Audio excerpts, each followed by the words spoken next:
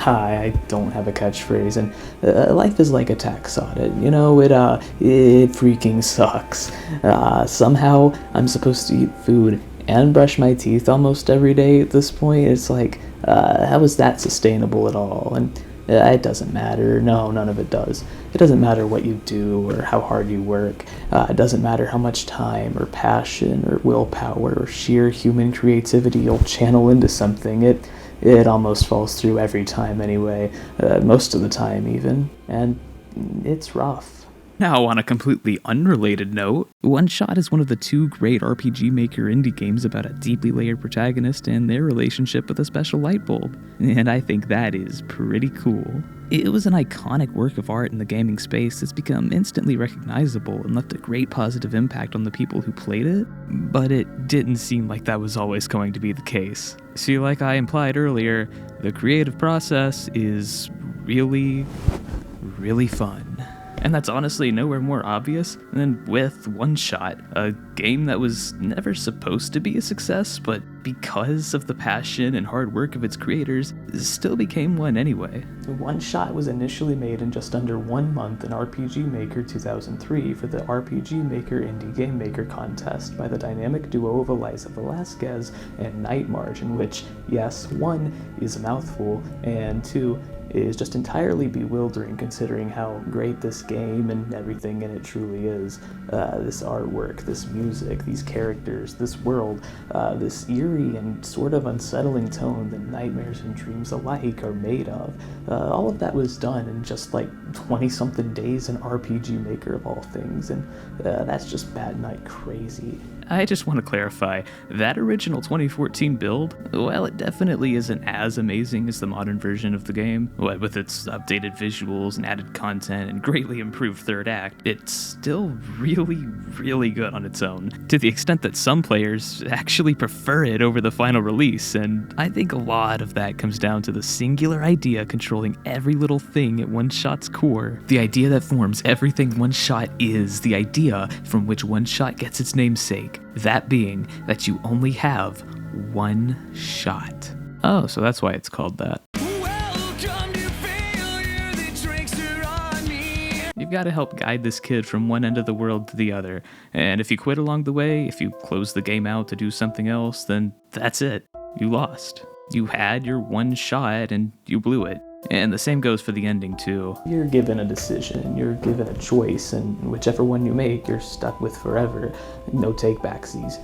You can't delete the game and re-download it, you can't start over. No, in this world, you don't get any shots at redemption. In this world, you don't get any do-overs. In this world, you don't get any second chances. And following OneShot's release on June 30th, 2014, it finally came time for the Indie Game Maker contest results to be revealed, and this may not be the most well-known or highly awaited game jam of the year. For the contestants, this was a big deal, with over 800 games competing at a chance at the grand prize, $10,000 that they could use to flesh out and publish their game.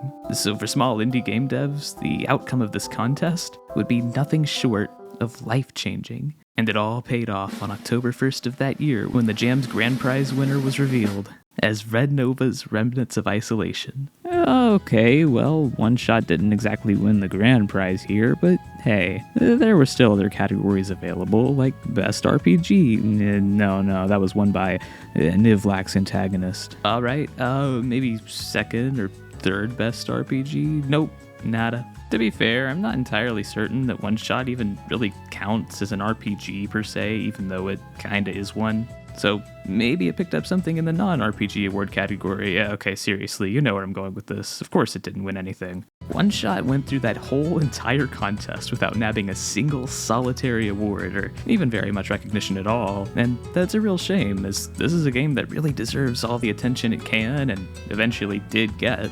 But it's also not shocking to see why it went more or less unnoticed. See, here's the ironic thing about Remnants of Isolation, the game that ended up taking the grand prize. To no one's surprise, the game was actually pretty good. Now, do I think it's as good as OneShot? No, obviously not, but it does do a lot of things that the genre of RPGs doesn't generally do, like housing a character that actually sort of kind of jumps in an RPG, and that's incredible. This game won because it fits snugly into the shoes of what game jams usually look for. Like, it presented a lot of new and interesting ideas in tandem with good artwork and good music, along with some pretty great mechanics.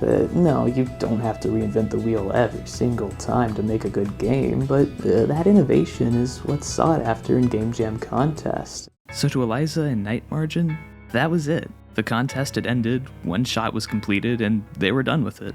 The game had its one shot, and now it was all over. Or at least, that's what they thought. As it turned out, they would receive an offer from Veggietales Games to finish One Shot for full publication, and if you're like most people out there and you don't know what Veggietales Games is, let alone how to pronounce it, they're generally known for publishing RPG Maker games like this one. Well, usually one's very different from this one, but I'm sure you catch my drift. So yeah, after all that, there was finally a secured future for this game, a fully updated and enhanced remake of that 2014 contest build, a legitimate, honest-to-goodness second chance for One Shot.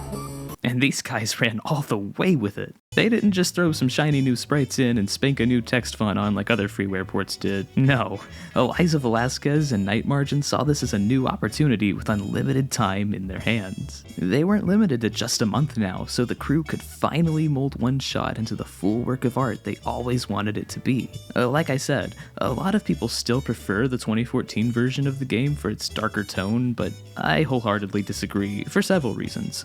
See, the 2016 remake just adds so much to the entire experience. It was rebuilt in RPG Maker XP with better looking sprites and more polished music, but most importantly, with double the playtime with more fleshed out areas and an additional route to play, but I'll slay that goose a bit later. The 2016 version of One Shot also isn't the final take on the game, funnily enough, as in 2022, One Shot finally received a full-on console port in the form of One Shot World Machine Edition, which, never of bad takes here, but I personally prefer it.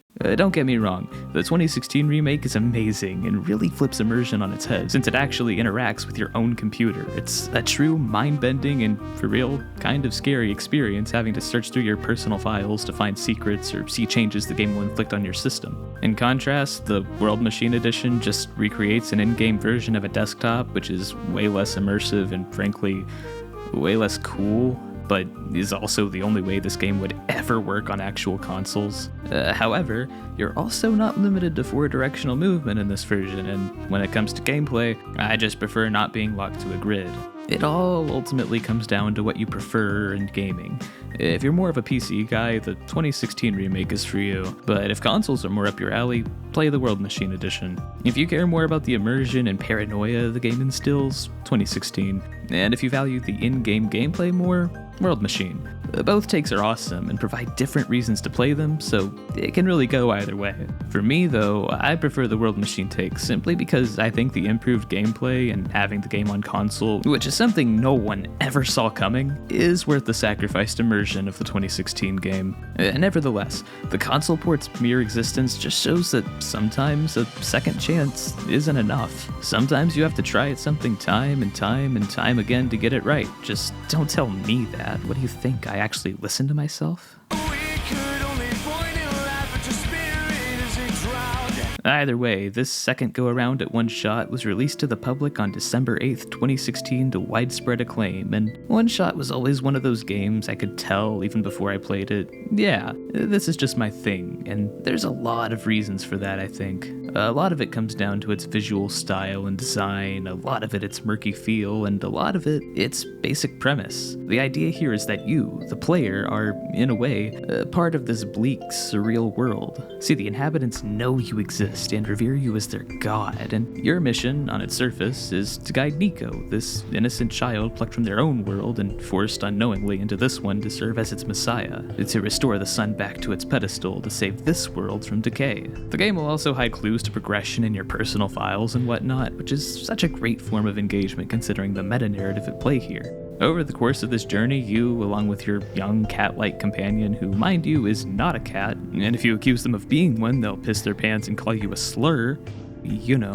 like a cat. You'll traverse this literally corrupted land and meet a laundry list of interesting characters and places. You become acquainted with the history of this crumbling, fading realm and the effort scientists went through to try and preserve it after the sun went out. You come into contact with all of these robots, some of them tamed and some of them not. What exactly that means, you're not quite sure, and all of that adds up to make you feel this deep urge, this need to help these people and fix this world, but that's not as easy as it seems at first blush. You ultimately discover that the main antagonist here is the world itself, or at least the system that was built to try and replicate it. In a way, the antagonist is the game, it is the world machine, as it's called, and it doesn't see a point in living. It needs to die, it wants to die, because it knows there's something not right beneath the surface. It knows this world isn't what it's supposed to be, that something else is going on, but it never tells you what or why. And you're ultimately met with a choice. A hard one that's presented in this really excellent puzzle sequence, by the way, where you have to sneak your way back into the game after it tries to trick you into thinking you won so you would leave.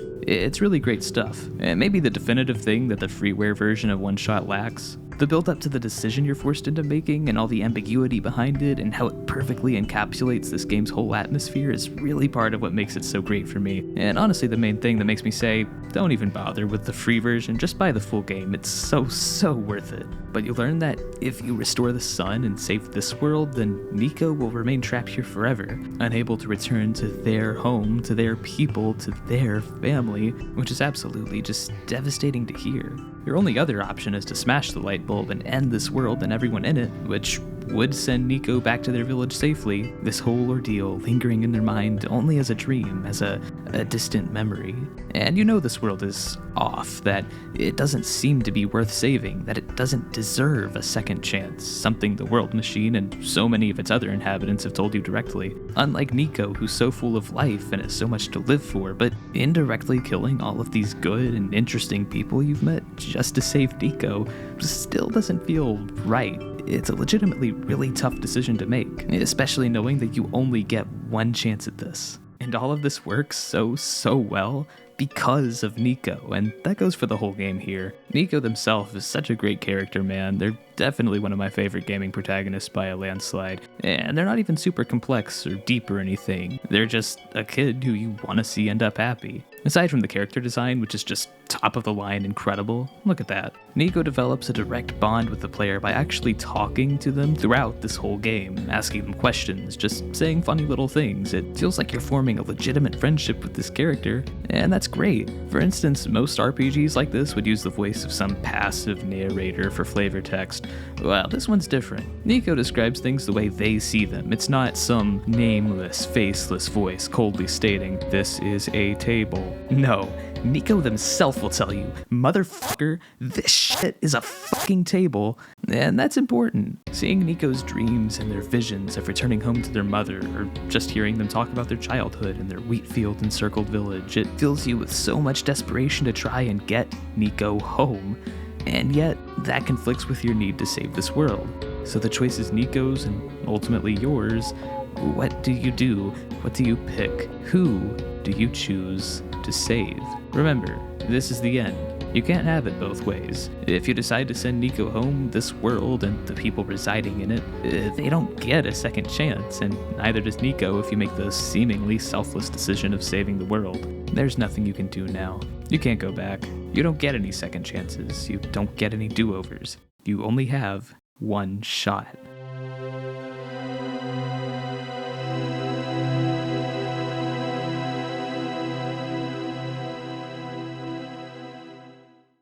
Except once again, this game proves that notion dead wrong.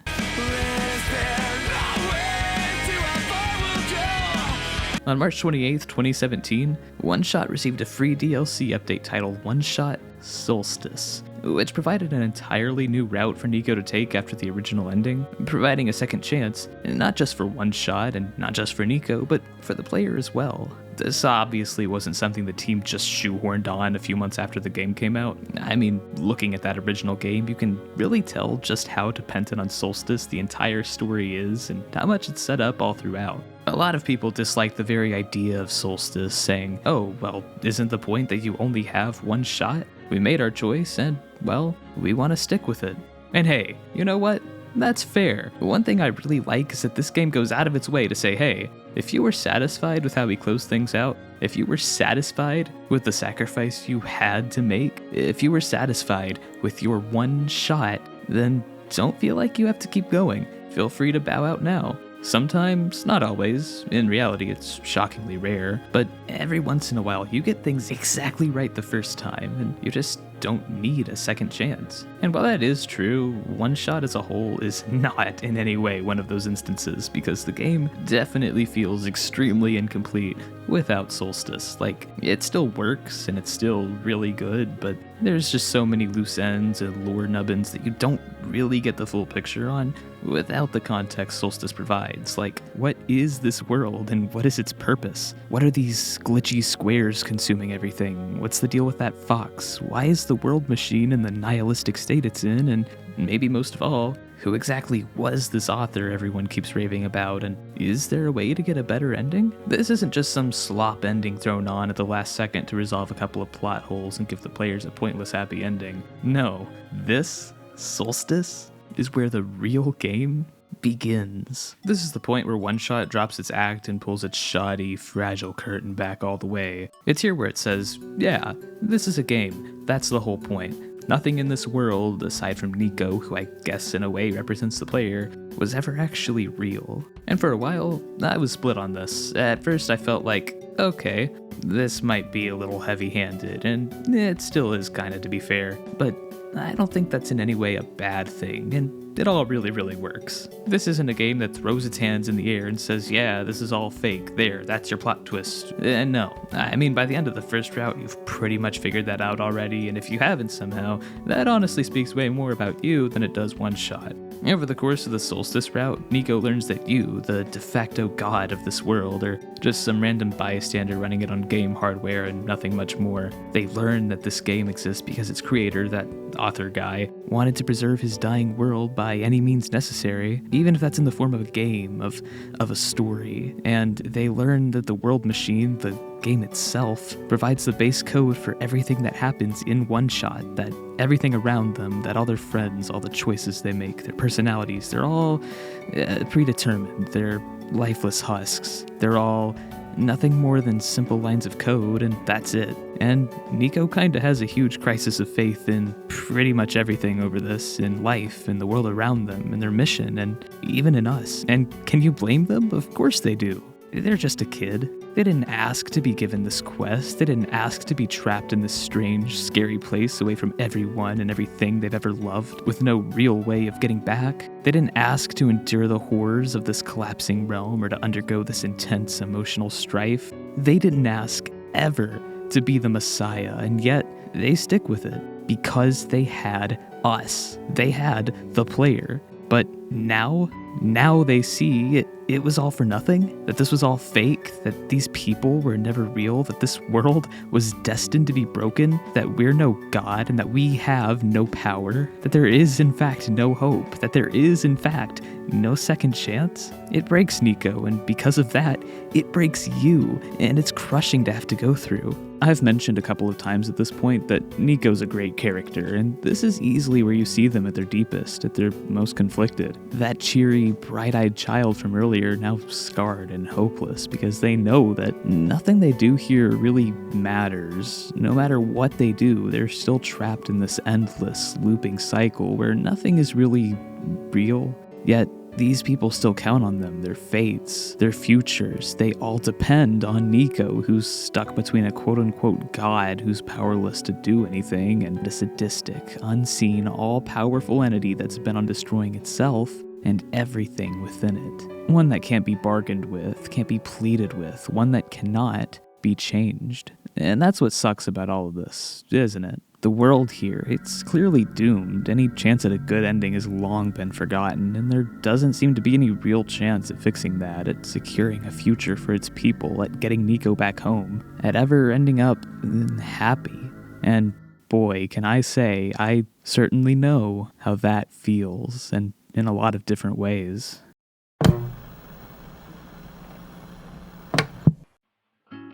As far back as I can remember, I've always been fascinated just by how video games worked. what made the good ones good and the bad ones bad, how they were made. And I attribute that to a lot of the games I played in my early childhood, to Mario Advance, to Lego Batman, to the Sonic trilogy, to the Mario and Luigi RPGs, those kinds of things. And gosh, I always thought that'd be the coolest thing in the world to try and make my own games, my own little worlds, you know? But there was always this gripping fear, this insecurity with that. I mean, I didn't know how to make this stuff. God's sakes, I was just a kid when I was a child. And it's not like one person alone could make, say, a game more or less all by themselves. Not one that's any good, or one that could leave any tangible impact on anyone at least. So like, what's the point in even trying? And that was a pretty consistent thought pattern I clenched to for years.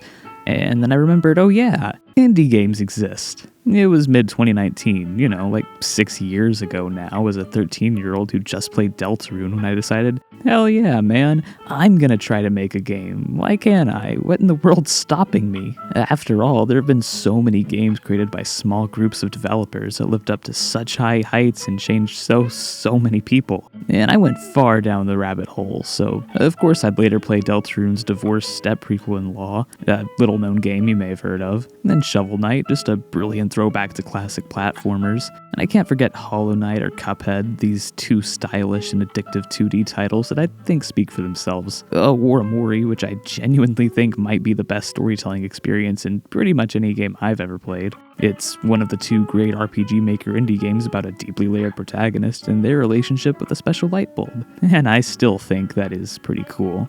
Or Celeste, which is probably my favorite game ever. Like, I think I'm always going to have to give that regard to Super Paper Mario. I have to, just because that one has everything I want to see in a game. It shaped everything I want to see in a game. But if I was ever stranded on a desert island and I could only ever play one game again for the rest of my life,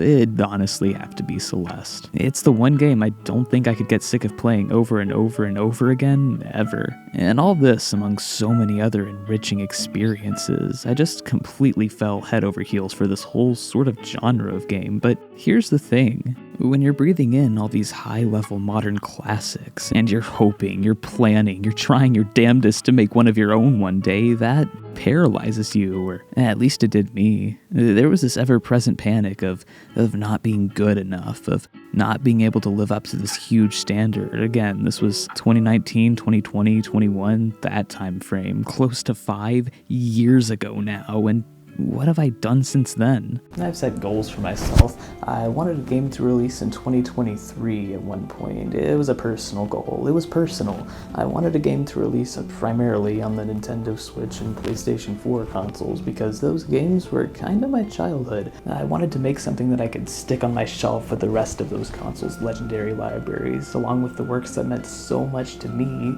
something that could hopefully mean something to somebody else one day, something that I could say, this deserves to be here, it deserves it, I deserve it. It was personal, but realistically, that was never gonna happen. I was smack dab in the middle of the worst mental crisis of my life, and yet I tried so hard. I spent days, weeks just trying to learn to accomplish the most basic things, but I was useless, so I set a new goal.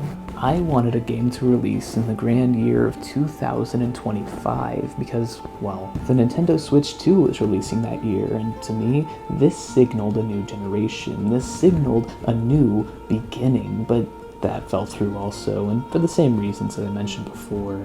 I'm at the point now where I don't want to make something just for the sake of making something anymore. I have a story to tell, I have a world to build, I have a style of gameplay that I feel like is relatively new and compelling, but either way, I mean, I've wasted so much time. It looks like at this point it's gonna be, what, I don't know, maybe 2029, 2028, maybe 2027 if I'm really lucky, but even then, I have nothing outside of this unhinged, dedicated obsession I have. I am no one outside of this. I don't do anything. I don't know anybody. This is all I have. It's obsessive. I can't do anything else, and it's hard. And it gets to the point where you start to wonder, what even is the point anymore? What even matters anymore? I mean, you've spent all this time, you've put in so much hard work, and yet you still have absolutely nothing to show for it. It's gone nowhere. You spent up any second chance you've ever had, and that's what I love about OneShot's meta-narrative so much, because it asks, can you get a second chance? It asks, even in the most despairing of circumstances, what is real and what does matter? And I find all of that to be really captivating. It raises a lot of questions about reality, about life, about free will, and if it even exists to begin with. This is really a deeply beautiful and compelling meta-narrative, and it showcases all the things that make gaming gaming, the things that make gaming special. It's a story that can only be told in this specific artistic medium, and I sincerely find a ton of value in that. But that's where the differences in the Solstice path start to come into play. Everything that takes place within OneShot is fixed in advance by the world machine. It's all set in stone. Except, slowly but surely, things that aren't supposed to happen start happening. Like, Niko meets up with the author's 3 children, which was never something the world machine anticipated. The friends you and Niko made throughout your quest begin making their own choices to help you endure this unplanned path, and this confuses, this terrifies the world machine, which just further thrusts this world into devastation and chaos. And this is all tied together by the very concept of taming. It's something that's brought up a lot in your first playthrough, but is never actually explored, much less explained until you dig deep into the Solstice route. You learn that taming is essentially the process of giving humanity and nature to synthetic life. If a person spends time with a robot and treats it as if it is a person, then that robot becomes tamed. They become their own person. This requires a lot of suspension of disbelief because, the game really devotes itself to having this strict meta-narrative, yet we know that these lines of code that are presented as characters, even Niko themselves, aren't real, they're not people, but I think that adds even more to the underlying story of this game. See, I've noticed a lot of people seem to think the point of OneShot is that machines are people, that robots are people. All you have to do is just treat them with humanity, and no. That was never the point at all, not even close. That doesn't make any actual sense in reality. See, the point's not that these machines are people, the point's not that these robots are people, no. The point is that these people are people, that even if the world machine is merely a simulation copying their original forms from the old world, their humanity still shines through. Niko ultimately realizes that the people of this world are real, that their stories and their decisions do matter, and succeeds in doing what the entirety of this game was really leading to. See, it's not about restoring the sun, it's not about bringing Niko home, it's not about a choice, it's not about making your one and only shot count. It's about taming the world machine, about convincing it that we don't just have one shot, that second chances, as unlikely as they may seem, as out of reach they may always appear to be, are indeed possible to attain, that new beginnings can happen if you pursue them, if you make them happen against all odds, that a second chance truly is a worthwhile possibility. For Niko, for the people of this world, for the world machine itself, and in a meta way, for OneShot as a whole, and for us, for the player. And it works. In the end, the world machine provides us with a satisfying ending wherein both the world is restored and Niko gets to go home, where the author's goal of preserving this world truly played out, even if it was in a different way than he originally intended. This world will live on in our memory, just like the world machine itself says. To Niko, it'll live on as a dream, like thousands of other dreams, and to us, as a story, like thousands of other stories. I don't know, man. That's just the layered storytelling I love to see in gaming and in all fiction generally.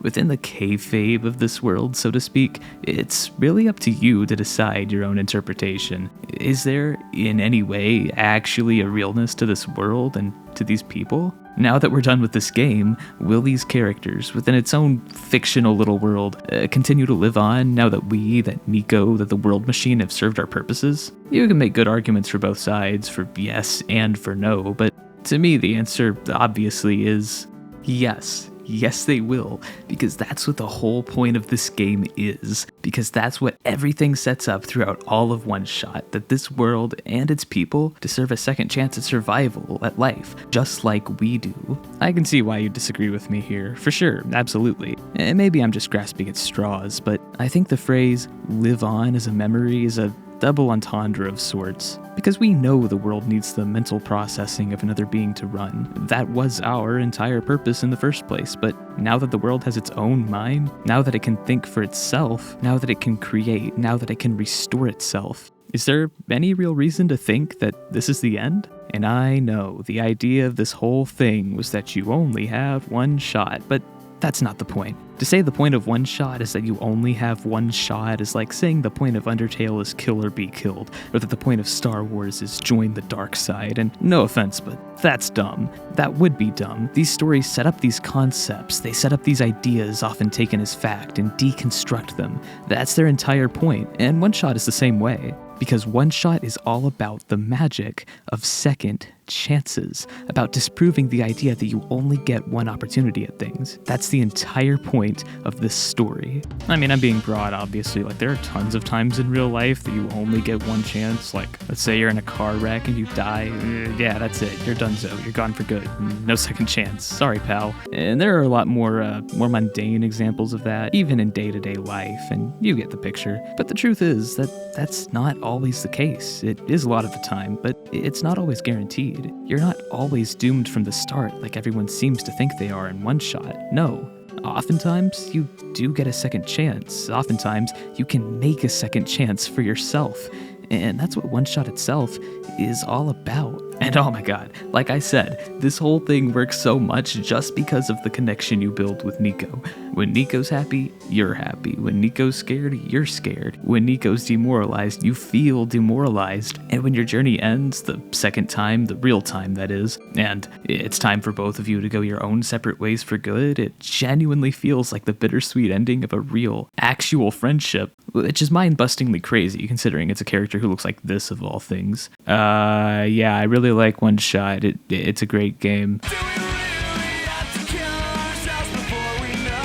You and I have had our disagreements, but trust me on this one. It's a great game, and you should play it. You can get it for like $10 or so, and it is worth every single penny of it. And while you're at it, you should keep your eyes open for updates on Night Margin's next game, Margin of the Strange, which looks super cool. It's like if the two great indie RPG Maker games about a deeply layered protagonist and their relationship with a special light bulb had a kid somehow. You won't regret it unless you're a dumb, stupid weirdo who hates good art and prefers those terrible, soulless AI-generated cartoon movies or something, which in that case you suck and I hate you, and your parents probably regret ever committing the unforgivable crime of birthing you into this sad little world. In the meantime, yeah, life sucks. A lot. And while I often find myself consumed by my own lame problems for obvious reasons, I know you've got your own struggles, and it's important to remember that it's inevitable. You're gonna fuck things up magnificently like the stupid, pathetic loser you are. And sometimes you're gonna need a second, third, fourth, 12th chance to get something right, and it's perfectly okay to take your time and take those chances. One Shot, in every conceivable way, both in its content and in its real-life story, is tangible proof of that. Seeing One Shot make it to the place it deserves to be at after the toiling and the constant different attempts by its creators it's really heartwarming, it's really reassuring, so who knows, maybe if I take my own advice and keep pushing forward, I too can have a second chance, both at life and at creative art. Nah, who am I kidding? It's not in the cards for me.